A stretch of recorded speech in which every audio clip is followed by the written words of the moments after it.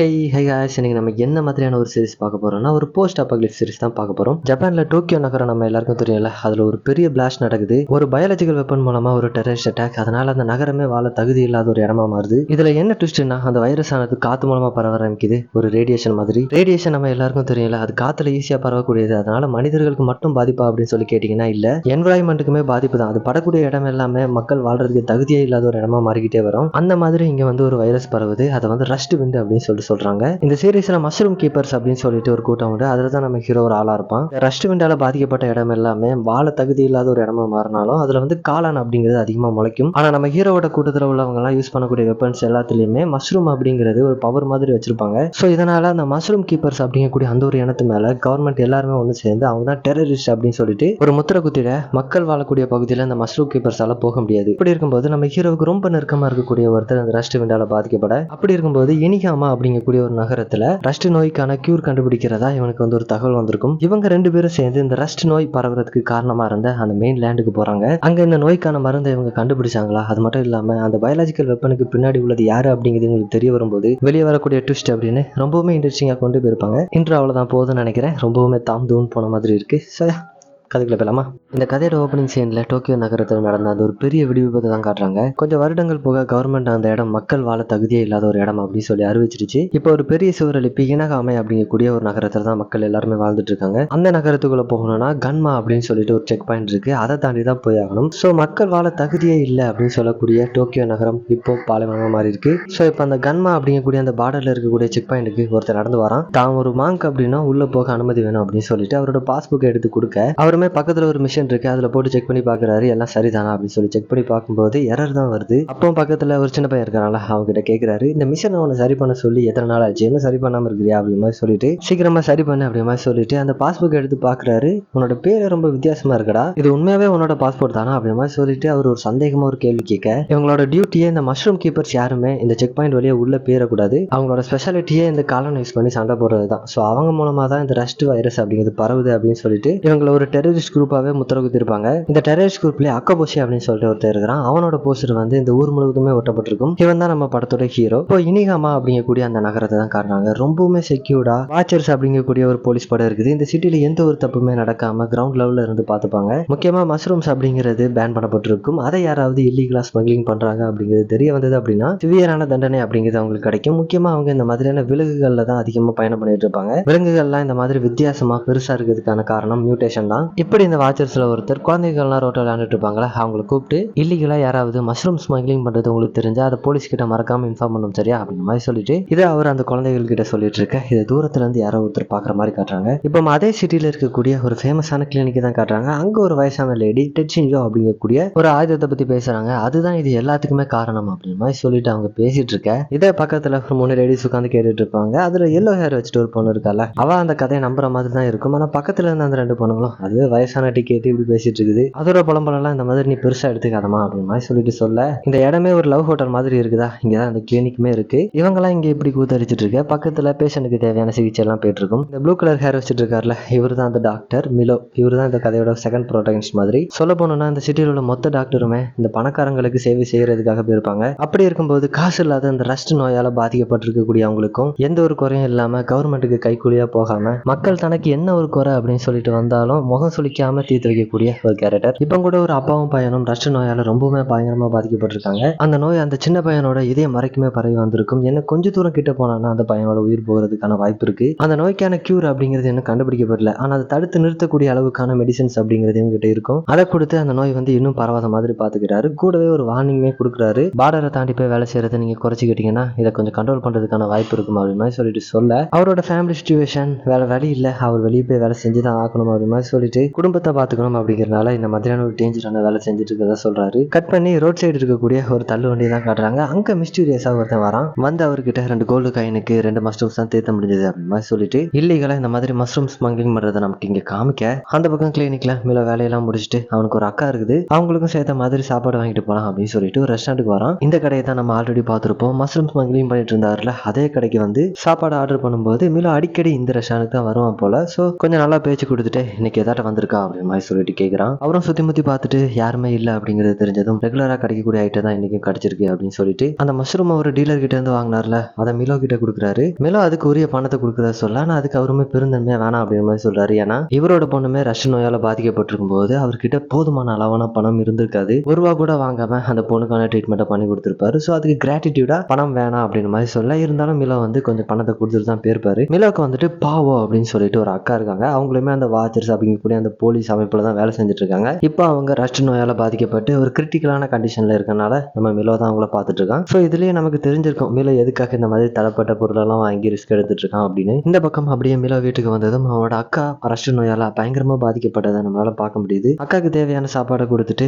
ஒரு பெட்டி மாதிரி இருக்கு அவனோட ரூம்ல. அந்த ரூம்ல போய் அந்த பெட்டி ஓபன் பண்றான். இது இந்த சிட்டியோட மேயர் கொரக்காவா அப்படிங்கிறவரு நம்ம ஆளுக்கு கிஃப்ட் பண்ணி கொடுத்துருப்பாரு. இதுலதான் நம்ம ஆளு அவனுக்கு இல்லீகலா கிடைக்கக்கூடிய அந்த மஷ்ரூமை வச்சு டெஸ்ட் பண்ணிட்டு இருப்பான். ரொம்ப நாளா ட்ரை பண்ணிட்டு இருக்கான் போல. அதுக்கான தீர்வு அப்படிங்கறத அவன் இன்னுமே கண்டுபிடிக்கல. அப்பதான் அவனோட அக்கா பாவோ கொரக்காவா அப்படிங்கக்கூடிய அந்த மேயர் கிட்ட நீ கொஞ்சம் ஜாக்கிரதையா இரு அப்படின்னு சொல்றாங்க. இந்த மிஷினை எதுக்காக அவன் வாங்கிட்டு தந்தான் அப்படிங்கிறதுக்கான காரணம் அப்படிங்கிறது எனக்கு இன்னும் புரியல. பட் எந்த ஒரு பெனிஃபிட் அவனுக்கு இல்லாம இதை அவன்கிட்ட தந்திருக்க வாய்ப்பே இல்லை. ஸோ நீ அவன் கிட்ட கொஞ்சம் கவனமா இருந்துக்க அப்படின்னு மாதிரி சொல்லிட்டு இருக்க. அப்போ டிவில ஒரு நியூஸ் போயிட்டு இருக்கு. அந்த மஷ்ரூம் கீப்பர் அக்கியாபுஷி அப்படிங்கிற அந்த கன்மாவால தாண்டி உள்ள வந்துட்டான் அப்படிங்கிற மாதிரியான ஒரு நியூஸ் இங்க போயிட்டு இருக்கு. அதே சமயத்துல அந்த செக் பாயிண்ட்ல உள்ள வரதுக்காக நிக்கிற அந்த பிரீஸ்ட தான் காமிக்கிறாங்க. அந்த மிஷினுமே ரெடி பண்ணிட்டாங்க. இப்போ எல்லாம் தயாரா இருக்கு அப்படிங்கிற மாதிரி சொல்லிட்டு அந்த பிரீஸ்ட் வந்து ஒரு பெரிய லக்கேஜ் கொண்டு வந்திருப்பாரு. அது வந்து ரொம்ப பெரிய லக்கேஜா இருக்கு. அது மட்டும் இல்லாம நீ சின்ன பையனா இருக்கியப்பா அப்படிங்கிற மாதிரி சொல்லிட்டு அந்த செக் பாயிண்ட்ல இருக்கிற ஒரு கேக்க இங்க இப்ப கட் பண்ணி மறுபடியும் அந்த டவுனுக்குள்ள மிலோ வந்து அவனோட அக்காட்ட பெர்மிஷன் கேட்டுட்டு வெளியே வந்திருப்பாரு. ஃபர்ஸ்ட் பாவம் வந்து அனுமதிச்சிருக்க மாட்டாங்க. அந்த மஷ்ரூம் கீப்பர் அப்படிங்கிற வந்து வெளியே வந்துட்டான் அப்படிங்கறதுனால. இருந்தாலும் இது வந்து ஒரு அர்ஜென்டான விஷயம், பேஷண்ட்டை பார்க்க போனோம் அப்படின்னு மாதிரி சொல்லிட்டு மிலோ வெளியே வந்திருப்பாரு. அப்படி வந்த இடத்துல தான் வெளியே வச்சு ஒரு சின்ன பையன் அவரோட பேக்கை வந்து பிக் பாக்கெட் அடிச்சுட்டு போறான். இவரும் துரத்தி போறாரு. ஆனா அவர்கிட்ட இருந்து தப்பிச்சு ஒரு சந்து மேலே ஏறி உட்காந்துப்பான். ஒரு கடத்துல இவனுமே அவரை கையும் களமா பிடிச்சிருவான். பட் இவர் வந்து ஒரு பொண்ணு அப்படின்னு நினைச்சிட்டு வந்து விட்டுருவான். ஏன்னா ஃபேஸ் பாக்குறதுக்கு அப்படிதான் இருக்கும். ஸோ அவன்கிட்டயுமே எடுத்து சொல்றாரு, நான் ஒன்னும் பொண்ணு இல்லடா தம்பி, அது மட்டும் இல்லாம நான் வந்து ஒரு டாக்டர், நீ எதிர்பார்க்குற மாதிரி இதை சாப்பிட்றதுக்கான எந்த ஒரு பொருளுமே கிடையாது, எனக்கு முக்கியமான தேவையான 1-2 பொருள் இருக்கு தம்பி அப்படி மாதிரி சொல்லிட்டு அவன்கிட்ட அந்த பேக்கை வாங்கினது மட்டும் இல்லாம அவனுமே ரஷ்ட் நோயால பாதிக்கப்பட்டிருப்பான் போல. ஸ்டார்டிங் ஸ்டேஜ் மாதிரி தெரியுது. ஸோ அவனுக்குமே ட்ரீட்மெண்ட் பண்ணி கொடுத்துட்டு அவனை அனுப்பி வச்சதும் அவனுக்குமே மிலோ மேல ஒரு நல்ல அபிப்பிராயம் அந்த மாதிரி தான் தெரியுது. அதே சமயத்தில் அந்த இடத்துக்கு குரக்கவா அப்படிங்கக்கூடிய அந்த சிட்டி மேயர் வரான். கூடவே பன்னி மாஸ்க் போட்டு அவன் கூட ஒரு 4-5 பேர் வரானுங்க. இவன் மிலோ கிட்ட பேசும்போது தான் நமக்கு ஒன்று தெரிய வருது, இவன் வந்து சிட்டி மேயரா அந்த சிட்டில இருக்கக்கூடிய மக்கள் எல்லாருக்குமே ஒர்க் பண்ணக்கூடிய ஒரு ஆளா இருப்பான்னு பார்த்தா அந்த நாட்டில் உள்ள பணக்காரங்களுக்கு மட்டுமே ஒர்க் பண்ணக்கூடிய ஒரு ஆளா தான் இருக்கிறான். இப்போ கூட மிலோ கிட்ட நீ இந்த மாதிரி இவங்களுக்குலாம் ட்ரீட்மெண்ட் பார்த்து உன்னோட டைம் அப்படிங்கிறத வேஸ்ட் பண்ணிட்டு இருக்காத, வா என் கூட வந்தானா நிறைய பணக்காரங்களுக்கு ட்ரீட்மெண்ட் தேவைப்படுது, அவங்களுக்கு நீ சேவ் செஞ்சேன்னு வச்சுக்க, உனக்கு நிறைய பணம் கிடைக்கும், உனக்கு தேவையான பொருள் எல்லாமே கிடைக்கும் அப்படின்னு மாதிரி சொல்லிட்டு இங்க வாழக்கூடிய மக்களோட உயிரை ஒரு சின்ன பொருட்டா கூட மதிக்கல அப்படிங்கிறது நமக்கு தெரிய வரும்போது சடனா அவன் பின்னாடி ஒரு பெரிய மஷ்ரூம் வந்து உருவாகுமா. அப்படியே அந்த சீனை இங்க கட் பண்ணி மறுபடியும் அந்த பாலைவனத்துல தான் இன்னுமே அவனை உள்ள அனுப்பல. செக்கிங் அப்படிங்கிறது போய்கிட்டே தான் இருக்கு. ஃபர்ஸ்ட் அந்த லக்கேஜ் ஃபுல்லாவே டெட் பாடிஸ் தான் இருக்கு அப்படிங்கிற மாதிரி சொல்லிட்டு உள்ள போக பார்ப்பான். சின்ன பையனை விட்டு அது திறந்து பார்க்கவே சொல்லுவாரு. பட் அந்த பையனை திறந்து பார்க்க அப்படியே கிட்ட போகும்போது அதை மட்டும் நீ இப்ப திறந்துன்னு வச்சுக்கேன், அதுக்குள்ள இருந்து பூச்சி பாம்பு அப்படின்னு நிறைய பூச்சிகள் வரும் அப்படிங்கிற மாதிரி சொல்லிட்டு இந்த பிரீஸ்ட் அவனை பயன்படுத்தி விட்டுட. சரி வேணாம் அப்படிங்கிற மாதிரி அவங்களும் முடிவு பண்ணிட்டு சரி எல்லாமே சரியா தான் இருக்கு அப்படிங்கிற மாதிரி சொல்லிட்டு அந்த கதவை திறக்க ஆரம்பிக்க. அப்பதான் அந்த பிரீஸ்டுக்கு பின்னாடி ஒரு பவ் இருக்கிறது நோட் பண்றாரு. அதுவுமே அந்த நாட்டுக்குள்ள வந்து பேன் தான். அண்ட் ஒரு பிரீஸ்ட் எதுக்காக பவ் வச்சிருக்கணும், பிரீஸ்ட் அப்படிங்கிறவங்களே வயலன்ஸ் அப்படிங்கிறத தவிர்த்து நல்லது மட்டுமே போதிக்கக்கூடியவங்களுக்கு எதுக்கு இந்த பவ் அப்படிங்கிற மாதிரி சொல்லிட்டு இவருக்கு இங்க சந்தேகம் வர ஆரம்பிக்க கட் பண்ணி அந்த சிட்டிக்குள்ள நடக்கக்கூடிய அந்த தாக்குதலை தான் காட்டுறாங்க. இதுக்கு காரணம் யாருன்னா பிஸ்கோ அப்படின்னு டெரரிஸ்ட் முத்திர ஒருத்தனை குத்தி வச்சிருக்காங்களா இந்த கதையோட ஹீரோ. இவனை நோக்கி வரக்கூடிய படை எல்லாத்தையுமே தகர்த்து எறிய ஆரம்பிக்கிறான். இவன் கிட்ட ஒரு ஏரோ மாதிரி இருக்கு. அதை எடுத்து ஒரு பில்டிங்ல ஷூட் பண்ணதும் அந்த பில்டிங்குள்ள இருந்து மஷ்ரூமா முளைக்க ஆரம்பிக்குது. சின்ன சின்னதா கிடையாது, ஜெயன் மஷ்ரூம் ஆட்டம் ரொம்ப பெருசா முளைக்க ஆரம்பிக்குது. இதெல்லாம் பார்த்த மக்கள் மூக்க பொத்திக்கிட்டு அந்த இடத்த விட்டு தெரிச்சு ஓட ஆரம்பிக்கிறாங்க. அந்த மஷ்ரூம்ல இருந்து தான் இவங்களுக்கு இந்த நோய்கள்லாம் பரவுது அப்படின்னு சொல்லிட்டு அவங்க நம்பிட்டு இருக்காங்க இல்லையா. இப்படி மக்கள் எல்லாருமே நம்ம சிட்டிக்குள்ள டெரரிஸ்ட் வந்துட்டான் அப்படின்னு சொல்லிட்டு பதறதுல இருக்க. இதை பார்த்த மீலோ வந்து அப்படி வாயை பொழந்து பார்த்துட்டு இருப்பாரு. அப்பதான் தோணுது அக்கா வீட்டுல இருக்காங்க, அவங்களுக்கு தகவல் கொடுக்கணும் அப்படின்னு சொல்லிட்டு வீட்டுக்கு போனா அக்கா இந்த மாதிரி ஃபுல் கெட்டப் போட்டுட்டு அந்த மஷ்ரூம் கீப்பரை தடுத்து நிறுத்ததுக்காக ரெடி ஆயிட்டு இருப்பாங்களா. இவனும் எவ்வளவோ சொல்லி பார்ப்பான், அக்கா நீ இருக்கக்கூடிய நிலைமைக்கு உன்னோட பாடி இதுக்கு மேல புஷ் பண்ணாத, அந்த ரெஸ்ட் அப்படிங்கிறது உன்னோட இதயம் கிட்ட வரைக்கும் பரவிடுச்சு, இதுக்கு மேலே நீ வந்து ஸ்ட்ரெஸ் பண்ணிட்டே இருந்த அப்படின்னா உன்னோட உயிருக்கு தான் ஆபத்து அப்படின்னு மாதிரி சொல்லிட்டு எவ்வளவோ சொல்லி பார்ப்பான். அவங்க கேட்கற மாதிரி இல்ல. அந்த மஷ்ரூம் கீப்பரை பார்த்தாலே அவங்களுக்கு வந்து ஒரு மாதிரி வெறியேறுது. ஏதோ பழைய பகை இருக்கும் போல.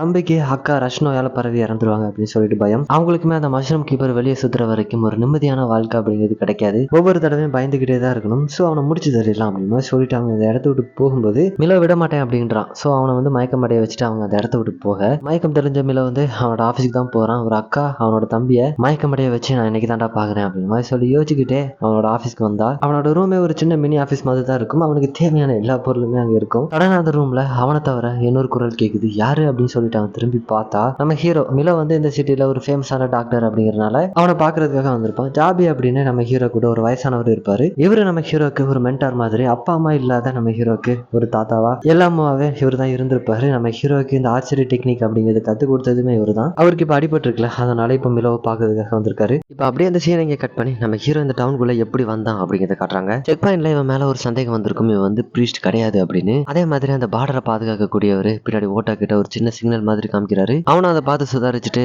திறந்துட்டு இருந்த கேட்டை வந்து க்ளோஸ் பண்றான். இப்போ நம்ம ஹீரோவை நோக்கி அவர் கேள்விக்கு மேல கேள்வி அடுக்க ஆரம்பிக்கிறாரு. உண்மையாவே நீ சொல்ற மாதிரி நீ ஒரு பிரீஸ்டா இருந்தானா புத்திசத்துல இருக்கக்கூடிய ஒரு ஸ்லோகன் மட்டும் என்கிட்ட சொல்லு, அதை மட்டும் நீ சொல்லிட்டேன்னா நான் அவனை விட்டுறேன் அப்படின்னு மாதிரி சொல்லிட்டு சொன்னா. அவனுக்கு தெரியல, சோ இதுக்கு மேல இவங்க கிட்ட மறைக்க முடியாது அப்படிங்கறத புரிஞ்சுக்கிட்டு அந்த கேட்டை நோக்கி ஒரு அம்பு விடுறான். அந்த அம்பு கேட்ல சொருகிட்டு நிக்குது. ஓட்டாக்கு ஒண்ணுமே புரியல, இவன் யாராக்கு இருக்கேன் ஒரு அம்பை தூக்கி ஒரு இரும்பு கேட்டு மேல விடுறான் அப்படிங்கிற மாதிரி சொல்லிட்டு யோசிச்சா அதிர்ச்சி தரக்கூடிய விதமா அந்த மஷ்ரூம்ஸ் அளவுக்கு மீறி பெருசா வளர்ந்து ஒரு பெரிய பிளாஸ்ட் மாதிரி நடக்குது. அதுக்கடுத்து என்ன நடந்தது அப்படிங்கறத காமிக்கிற. ஆனா அப்படியே கட் பண்ணி உள்ள இனிகாம நகரத்துல தான் ஒரு பெரிய கலவரமே போயிட்டு இருக்கு. வெளியே போலீஸ் பட்டாளமே நம்ம ஹீரோவை தேடிட்டு இருக்க. எந்த ஒரு சந்தேகமும் வராத மாதிரி மிலோவோட வீட்டுல நம்ம ஹீரோ இருக்காரு. அப்பதான் நம்ம ஹீரோ நோட்டீஸ் பண்றாரு. மிலோ வந்து கஷ்டப்பட்டு ஸ்மக்லிங் பண்ணி இந்த நாட்டு அரசாங்கத்துக்கு தெரியாம மஷ்ரூம்ஸ் வாங்கி ரிசர்ச் பண்ணிட்டு இருப்பான் இல்லையா. அந்த மஷ்ரூம்ஸ் ஆனது வந்து சாப்பிடறதுக்கு தானே தவிர அது உனக்கு எந்த வகையிலுமே பிரயோஜனப்படாது சாப்பிடறத தவிர. இந்த லக்கஸ்டம் அப்படிங்கக்கூடிய ஒரு மஷ்ரூம் எடுத்து காமிக்கிறாரு. இந்த மஷ்ரூம்ஸ் நம்ம பாடியை ஹீல் பண்றதுக்கு ஹெல்ப் பண்ணும் அப்படி மாதிரி சொல்லிட்டு ஒரு மஷ்ரூம் எடுத்து காமிக்கிறாரு. அப்பதான் மிலோ வந்து ஏதோ வியர்டா ஸ்மெல் அடிக்கிற மாதிரி ஃபீல் பண்றான். எஸ்கர்காட் அப்படின்னு நத்தையால உருவாக்கப்பட்ட ஒரு ஆயுதம் இருக்கு போல. இதால பாதிக்கப்பட்டவங்களுக்கு ஒரு ப்ராப்பரான ட்ரீட்மெண்ட் கொடுக்கலன்னா சீக்கிரமா இறந்து போயிருவாங்களாம். கண்டிப்பா அந்த வயசானவர் வந்து அதால தான் பாதிக்கப்பட்டிருக்கணும் அப்படின்னு மாதிரி சொல்லிட்டு சொன்னா நம்ம ஹீரோ அதை பெருசாவே எடுத்துக்க மாட்டான். சின்ன அடி தானே சீக்கிரமா சரியாயிருவாரு அப்படின்னு மாதிரி சொல்லிட்டு அவன் யோசிச்சாலும் மிலோ தான் விளக்குறான். இது நம்ம அலட்சியமா இருக்கக்கூடிய ஒரு நேரம் இல்லை அப்படி மாதிரி சொல்லிட்டு சொல்லும் போது பிஸ்கோவை பொறுத்த வரைக்கும் அந்த லக்கஸ்டர் மஷ்ரூம்ல ஏதாட்ட பண்ண முடியுமா அப்படிங்கறத சொல்லிட்டு பார்க்கணும். அதுக்காக தான் இவ்வளவு தூரம் இந்த அளவுக்கு கஷ்டப்பட்டு இங்க வந்திருப்பாங்க. நீ இந்த ரிசர்ச் பண்ணி முடிச்ச பிறகு அவருக்கான ட்ரீட்மெண்ட் பாரு அப்படின்னு மாதிரி சொல்லிட்டு ரெண்டு பேரும் ஒரு சம்மதத்துக்கு வர. ஆனா அந்த ரிசர்ச் பண்ணி முடிக்கிறதுக்கு குறைஞ்சது 20 நிமிடமாவது ஆகும் அப்படின்னு மாதிரி சொல்லிட்டு சொன்னா அதெல்லாம் நமக்கு டைம் இல்ல, முடிஞ்ச அளவு ஒரு 10 நிமிஷத்துக்குள்ள பண்ண பாரு அப்படின்னு மாதிரி சொல்லிட்டு சும்மா இருக்க வேண்டியதானே. வெளியே வாச்சர்ஸா இருக்கட்டும், அந்த மேயரோட கூலிப்படம் மாதிரி ஒரு குரூப் வச்சிருப்பான்ல, அவங்க எல்லாருமே நம்ம ஹீரோ தான் தேடிட்டு இருக்காங்க. இந்த நேரத்துல கம்முன்னு ஒரு இடத்துல உட்கார்ந்து இருப்பானா, ஜன்னல் வழியா வெளியே பாக்குறான். மிலோவோட வீடு. மிலோ இந்த சிட்டிலேயே ரொம்ப மதிக்கப்படக்கூடிய ஒரு டாக்டர். சுட மாட்டானுங்க அப்படின்னு சொல்லிட்டு பார்த்தா அப்படியே அந்த வீடையே அடிச்சு நகுத்த ஆரம்பிக்கிறானுங்க. அப்பதான் மிலோக்கே புரியுது, என் மேல உங்களுக்கு கொஞ்சம் கூட அன்பே இல்லையாடா அப்படின்னு மாதிரி சொல்லிட்டு யோசிக்க. அவ்வளவுதான் நம்மள சுத்து போட்டாங்க, எப்படி தப்பிச்சு போறது அப்படின்னு மாதிரி சொல்லிட்டு மிலோ கேட்கும்போது நம்ம ஹீரோ ரொம்ப கூலா சிம்பிள் தான், இந்த வீட்டை தான் நம்ம உடச்சு தப்பிக்க போறோம் அப்படின்னு மாதிரி சொல்லிட்டு சொன்னதும் மிலோக்கு தலை சுத்த ஆரம்பிச்சிடும். நான் இது ஆசாசியா வளர்த்த கிளினிக்டா இப்படி சொல்றியா அப்படின்னு மாதிரி சொல்லிட்டு யோசிச்சாலும் வேற வழி இல்லை, இவங்க இதை தான் பண்ணி ஆகணும். நம்ம ஹீரோவும் அவனோட அம்ப சுத்தி எழுதுறான். அந்த வீடை உடைச்சிட்டு மஷ்ரூம்ஸ் எல்லாம் வளர நம்ம பசங்க அந்த வீட்டை விட்டு தப்பிச்சு போறாங்க. தூரத்துல இருந்து தனக்கு இத்தனை வருஷமா வாழ்வு கொடுத்த அந்த கிளினிக் ஆனது தரமாட்டமாகிறது தூரத்துல இருந்து மிலோவெல்லாம் பார்க்க மட்டும் தான் முடியும். கட் பண்ணா நம்ம ஹீரோ ஒரு பெரிய லக்கேஜ் வச்சிருப்பாங்க. அந்த லக்கேஜ்ல அப்படி என்னதான் இருந்தது அப்படின்னு சொல்லிட்டு நமக்கு இப்ப காமிக்கிறாங்க. காபி அவர் மட்டும் இல்லாம நம்ம ஹீரோ ஒரு பெட்டா ஒரு பெரிய நண்டை வளர்ப்பான். உள்ள வரதுக்கு முன்னாடி 3 பேரும் நல்லா தான் இருந்திருக்காங்க. ஆனா அதுக்கடுத்து தான் ஏதோ ஒரு பெரிய சம்பவம் நடந்திருக்கும் போல. இந்த பாலைவனத்துல ரைனோஸ் எல்லாம் வெப்பன் சேர்ந்தபடி உங்களால பார்க்க முடியும். இதுக்கு காரணம் ஒரு வகையான மியூட்டேஷன் அப்படிதான் சொல்றாங்க. பட் என்ன ரீசன் அப்படிங்கறத தெளிவா இன்னும் சொல்லல. கட் பண்ணி வாச்சர்ஸ் ஹெட் ஆபீஸ் போகக்கூடிய நம்ம பாவை தான் காட்டுறாங்க. அவங்க தான் இந்த ஹெட் ஆபீஸ்க்கு வந்து கேப்டன் மாதிரி. சோ அவங்க வந்ததுமே கேப்டன் எப்படி இருக்கீங்க, நல்லா இருக்கீங்களா அப்படி மாதிரி சொல்லிட்டு எல்லாரும் நல்லா விசாரிக்க ஆரம்பிக்க. அதுக்கெல்லாம் நேரம் இல்லை அப்படி மாதிரி சொல்லிட்டு இப்போ நடக்கக்கூடிய பிரச்சனையை பத்தி விவாதிக்க ஆரம்பிக்கிறாங்க. அப்போ அந்த இடத்துக்கு ஒரு வாட்சர் வராரு. வந்துட்டு ஏதோ ஒரு தகவல் சொல்றதுக்காக வந்திருக்காரு. இந்த கவர்னர் இருக்காருல்ல, அவரோட ஸ்பெஷல் போர்ஸ் போல அந்த பன்னி மாதிரி மாஸ்க் போட்டவனுங்க. வாட்சர்ஸ் யாரும் இந்த பிரச்சனையில இன்வால்வ் ஆக வேணாம் அப்படி மாதிரி சொல்லிட்டு அனுப்பி விட்டாங்களாம். கேப்டன் பாவாக்குமே புரியுது, இந்த குரோக்காவா என்ன அவன் மனசுல யோசிச்சுட்டு இருக்கான் அப்படிங்கிறதே புரியலையே அப்படி மாதிரி சொல்லிட்டு இங்க யோசிக்க. கட் பண்ணா அந்த குரோக்காவை தான் காட்டுறாங்க. அவன் அவனோட ஸ்பெஷல் எலைட் போர்ஸ் கிட்ட ஏதோ ஒன்று தீவிரமா பேசிட்டு இருக்கான். அதுல பிங்க் கலர் ஹேர் வச்சிருப்போம் நம்ம ஹீரோ கூட நடந்த சண்டையை பத்தி தான் பேசிட்டு இருக்கா. அந்த அக்கியா போஷன் நீங்க சொல்ற மாதிரி கிடையாது, அவன் என்னோட எஸ்கர்காட் பிளேனே அடிச்சு துவம்சம் பண்ணிட்டான். என்னது அவ்வளவு பெரிய பிளேனை வச்சுக்கிட்டு உன்னால அவனை ஒண்ணுமே பண்ண முடியல அப்படின்ற மாதிரி சொல்லிட்டு கேட்கும்போது அப்பதான் நமக்கு ஒண்ணு தெரிய வருது. இந்த எஸ்கர்காட் பிளேனை வச்சு சண்டை போடும்போது தான் ஜாபிக்கு வந்து அடிபட்டிருக்கு. அந்த அக்கியா போஷன் என்னால ஒண்ணுமே பண்ண முடியல அப்படின்னாலும் அவன் கூட ஒரு கிழமை இருந்தான், ஆனா அவனை போட்டு தள்ளி இருப்பேன் அப்படிங்கிற மாதிரி சொல்லிட்டு சொல்றாங்க. அதுலயும் பர்டிகுலரா ரொம்ப முக்கியமா அந்த எஸ்கர்காட் பிளேனை அவனோட அம்பை வச்சு 2 துண்டா பிச்சு எரிஞ்சிட்டான் அப்படிங்கிற மாதிரி சொல்லுவாங்க. அந்த காலான வச்சு பிரியறது கிடையாது, அந்த அம்பே தொலைச்சு அந்த பிளேனை 2 துண்டா பிச்சு எரிஞ்சிருச்சு அப்படிங்கிற மாதிரி சொல்றாங்க. நமக்கு விஷுவலா ஒண்ணுமே காமிக்கல, ஆனா வாய் வார்த்தையா தான் சொல்றாங்க. அது மட்டும் இல்லாம அந்த எஸ்கர்காட் பிளேன் ஆனது என்னோட சொந்த காசு போட்டு வாங்கினது, அதுக்கான இன்சூரன்ஸ் மணி அதையாட்ட என்னால கிளைம் பண்ண முடியுமா அப்படின்னு மாதிரி சொல்லிட்டு கேட்க பார்க்கலாம் கண்டிப்பா அப்படின்னு மாதிரி சொல்லிட்டு இப்போதைக்கு உங்களுக்கு ஒரு மிஷின் தரேன் அப்படின்னு மாதிரி சொல்லிட்டு இந்த சிட்டில ஒரு முடுமுடுக்கு கூட விடாதீங்க, கீழே ட்ரைனேஜ் அப்படின்னு எதையுமே விட்டு வைக்காதீங்க அப்படின்னு மாதிரி சொல்லிட்டு எல்லாரையுமே தேட சொல்றாரு. இங்க இப்படி எல்லாமே பரபரப்பா போயிட்டு இருக்கு. அங்க நம்ம ஹீரோ இந்த இன்சிடென்ட்லாம் நடக்கிறதுக்கு முன்னாடி என்ன நடந்தது அப்படிங்கிறத காமிக்கிறாங்க. அந்த ரைனோஸ் கிட்ட இருந்தெல்லாம் தப்பிச்சு வந்து நைட் ஒரு இடத்துல உட்காந்து சமைச்சு சாப்பிட்டுட்டு இருப்பாங்க. ஜாபியும் கூட அந்த ரஷ்ட் நோயால பாதிக்கப்பட்டிருக்காரு போல. ஆனா அவர் எந்த ஒரு மெடிசனுமே எடுக்க ஒத்துக்க மாட்டாரு. தனக்கு வயசு கடந்துட்டு இவனுக்கு தேவையானது எல்லாமே சொல்லி கொடுத்துட்டாரு. இதுக்கடுத்து இருந்து என்ன பண்ண போறோம், இவனுக்கு ஒரு படனா இருக்க வேணாம் அப்படின்னு மாதிரி தான் சொல்லிட்டு அவர் யோசிக்கிறாரு. இருந்தாலும் நம்ம ஹீரோக்குன்னு இருக்கக்கூடிய ஒரே ஒரு ஆளு ஜாபி மட்டும்தான். இதனாலே இவங்க ரெண்டு பேருக்கு இடையில அடிக்கடி சண்டை வரும். அதே மாதிரி தான் இப்போ நடக்குது. பாக்குற அந்த ரஷ்ட் நோய் ஜாபியை பாதி தின்னுடுச்சு. இப்போதைக்கு ஒன்னு 2 மெடிசன் மட்டும் கொடுத்து அந்த ரஷ்ட் நோயானது பரவாம பாத்துக்கிறான். இப்பதான் நமக்கு ஒண்ணு தெரிய வருது, இவங்களோட பிளான் வந்து ஃபர்ஸ்ட் மிலோவை பாக்குறதாவே கிடையாது. இனிகாமா நகரத்தை தாண்டி போனா ஒரு செக் பாயிண்ட் இருக்கு. அதை கடந்து போனா இந்த செக் பாயிண்ட் எல்லாம் கிராஸ் பண்ணி போனாதான் அக்கிட்டா அப்படிங்கக்கூடிய ஒரு நகரத்துக்கு இவங்களால போக முடியும். அதுதான் இது எல்லாத்துக்குமான ஆரம்ப புள்ளியே. இந்த மாதிரி இவங்களோட பிளான பத்தி அவங்க பேசிட்டு இருக்கும்போது அந்த பிங்க் கலர் ஹேர் வச்ச பொண்ணு அவங்கள தாக்கிருப்பா. அப்பதான் அந்த ஃபைட்டுக்கு முன்னாடி ஒரு நத்த மாதிரி இருக்கிறத பாக்குறான். இதைத்தான் அவங்க எஸ்கே காட்டுன்னு சொல்லுவாங்க போல. ஒரு ஃபுல்லி ஆர்ம்டு பிளேன். இதை வந்து நீங்க ஒரு பாம்பர் மாதிரினே வச்சுக்கலாம். அந்த அளவுக்கு எல்லா வகையான வெப்பன்ஸுமே இருக்கு. இந்த மாதிரியான ஒரு பிளைட்டை வச்சு நம்ம ஹீரோ இவங்க தாக்க ஆரம்பிக்க முடிஞ்ச அளவுக்கு அவனை நோக்கி வரக்கூடிய எல்லா மிசைலையும் தாக்கினாலும் அந்த பிளைட்டுக்கு முன்னாடி ஒரு நத்த மாதிரி இருக்கும். அதுல இருந்து ஒரு ஆசிட் மலை மாதிரி போலி ஆரம்பிக்குது. நம்ம ஹீரோ ஒரு நண்டு மாதிரி வளர்ப்பான்ல, அதுக்குள்ள போய் ஒளிஞ்சுக்கும் அப்படின்னு சொல்லிட்டு நம்ம ஹீரோவை ஜாபி வந்து வான் பண்றாரு. அவர் சொன்னபடியே அந்த நண்டு கீழே போய் ஒளிஞ்சதும் அந்த ஆசிட் மலையில இருந்து நம்ம ஹீரோ தப்பிக்கிறான். அவ்வளவுதான், வெளியே வந்து அந்த பிளைட்டை முடிச்சு தரலாம் அப்படின்னு சொல்லிட்டு நம்ம ஹீரோ இங்க பிளான் பண்ணும்போது ஜாபி என்ன சொல்றாருன்னா, நார்மலா இந்த ஏரோ வச்சு உன்னால அந்த எஸ்கா காட்ட ஒண்ணுமே பண்ண முடியாது, வா சீக்கிரமா இந்த இடத்த விட்டு தப்பிச்சு போயிடலாம் அப்படின்னு மாதிரி சொல்லிட்டு நம்ம ஹீரோவை கூட அப்போ அந்த பாலைவனத்துல வாழக்கூடிய ஒரு உயிரினம் நம்ம ஹீரோவோட காலை கடிக்குது. கடல்ல எலக்ட்ரிக் ஃபிஷ் பார்த்துருப்போம்ல, அதே மாதிரியான உயிரினம் நம்ம ஹீரோவோட காலை கடிக்க இதுல திணறி போனவனை மிஷின் கண்ணை வச்சு தாக்க ஆரம்பிக்க அந்த இடத்துல ஜாபி உள்ள உழுது நம்ம ஹீரோவை காப்பாத்திருப்பாரு. ஜாபிக்கு அடிப்பட்டதை பார்த்த நம்ம ஹீரோ அந்த பாலைவனமே அதிர்ந்து போற மாதிரி ஒரு கத்துவான். அந்த வேகத்திலேயே அந்த அம்பு தூக்கி அந்த பிளைட் மேல விட இதுலதான் அந்த பிளைட் 2 துண்டா போயிருக்கும். இந்த பிளைட்டை ஆப்ரேட் பண்ணிட்டு இருந்த அந்த பொண்ணு பேராஷூட் வழியா தப்பிச்சிருப்பா. தப்பிச்சு வந்து இதை வந்து கொக்குராக கிட்ட சொல்லிட்டு இருந்திருப்பாளா. இதை நம்ம ஆல்ரெடி பார்த்திருப்போம். கட் பண்ணா கொக்குராகவை சந்தேகிச்ச மாதிரி தான் நம்ம ஹீரோ ட்ரைனேஜ் சிஸ்டத்துக்குள்ள தான் இருப்பான். அங்க வச்சு ஜாபிக்கு வந்து ஹெவியான சிகிச்சை போயிட்டு இருக்கு. நம்ம ஹீரோ ஒரு மஷ்ரூம் கொடுத்திருப்பான்ல, அதுல செஞ்ச ஒரு மெடிசன் தான் ஜாபி கொடுத்த மாதிரி இருக்கும். டிஸ்கோக்குமே தலையில அடிபட்டு இருக்கும். அதுக்கு சிகிச்சை பார்க்கறதுக்காக மிலோ வந்தா நம்ம ஹீரோ அதுக்கு ஒத்துக்க மாட்டான் ஃபர்ஸ்ட்.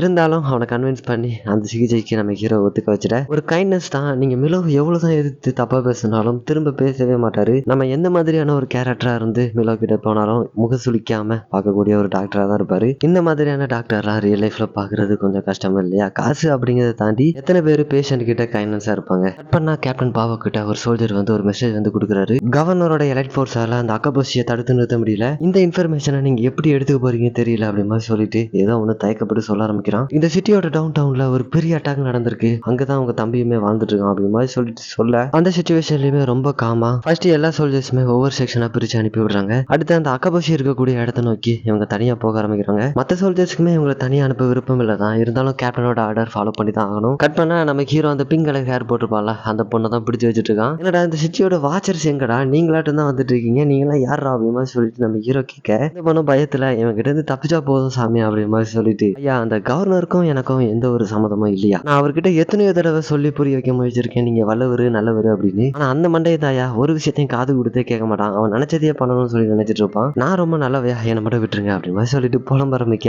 அப்போ அந்த இடத்துக்கு ஒரு பெரிய பைக் வர மாதிரியான சவுண்ட் கேக்குது. ரொம்ப ஸ்பீடா அந்த பில்டிங் மேலேயே பறந்து வந்து நிக்குது. வேற யாரும் இல்ல, பாவதான். இவங்க 2 பேருக்கும் இடையில சண்டை சூடு பிடிக்க ஆரம்பிக்க அந்த பிங்க் கலர் ஹேர் வச்ச பொண்ணு நைஸா அந்த இடத்த விட்டு தப்பிச்சு போயிடுவா. நம்ம ஹீரோவோ ஒரு ஆர்ச்சர் லாங் ரேஞ்சில் பயங்கரமா சண்டை போடுவான். நம்ம பாவாவோ ஒரு ஸ்வாட் ஸ்பெஷலிஸ்ட். 2 பேரும் மாத்தி மாத்தி பயங்கரமா அடிச்சுப்பாங்க. நம்ம ஹீரோவை சும்மா சொல்லக்கூடாது. முடிஞ்ச அளவுக்கு எப்பவுமே ஒரு சின்ன டிஸ்டன்ஸ் மெயின்டைன் பண்ணி சண்டை போடுவான். கரெக்டா அவனுக்கு ஒரு சமயம் கிடைக்கும் போது அந்த அம்பை எழுதுறான். அது சரியா போய் அவங்களோட ஸ்வாடையே பிச்சுட்டு நிக்குது. இதோட இந்த எபிசோட் இந்த இடத்துல எண்ட் ஆகுது. ஸோ எப்படி கைஸ் இருந்துச்சு இந்த எபிசோட்? உங்களுக்கு பிடிச்சிருந்ததா? அப்படி பிடிச்சிருந்ததுன்னா ஒரே ஒரு ஹார்ட் அண்ட் லைக்கை மட்டும் லீவ் பண்ணிட்டு போயிருங்க. சரி, பை.